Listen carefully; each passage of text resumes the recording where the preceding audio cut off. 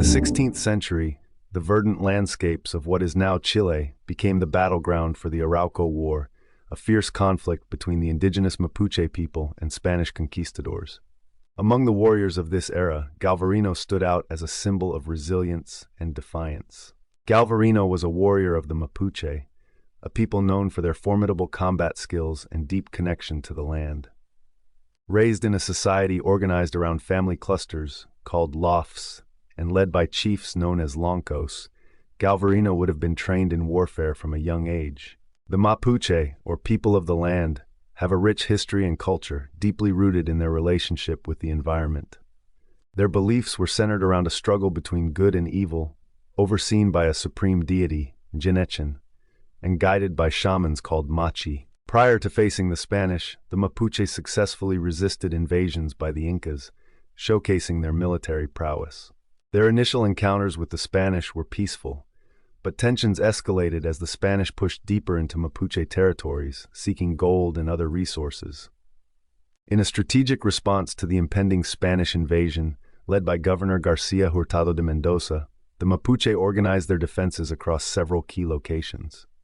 Despite their efforts, one of these defensive battles, the Battle of Lagunillas, led to Galvarino's capture and the brutal amputation of his hands, a punishment meant to break the spirit of the Mapuche warriors, as well as sidelining Galvarino from further fighting.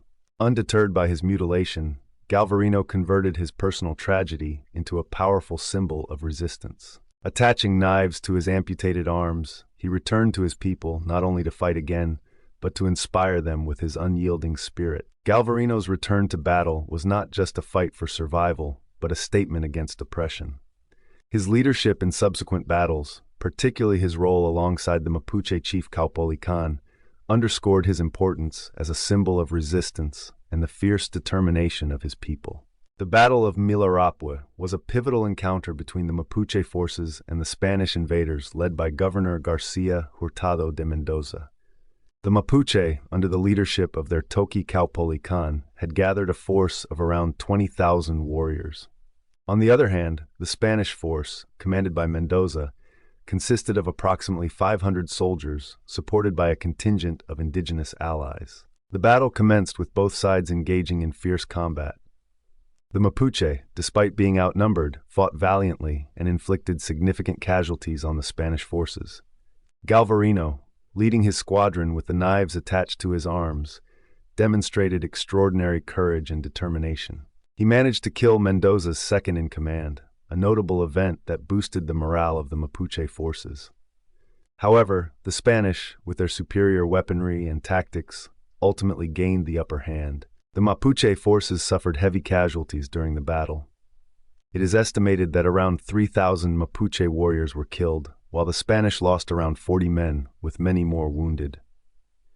Despite the numerical superiority of the Mapuche, the technological advantage of the Spanish, coupled with their well-organized tactics, proved decisive in the outcome of the battle. After hours of intense fighting, the Mapuche forces began to retreat. Galvarino, who had fought with unwavering determination and had inspired his fellow warriors with his bravery, was captured by the Spanish during the retreat. His capture marked a turning point in the battle and served as a blow to the morale of the Mapuche forces. Following his capture, he was brought before Mendoza. Despite the brutal punishment he had already endured and the loss suffered in the battle, he remained defiant.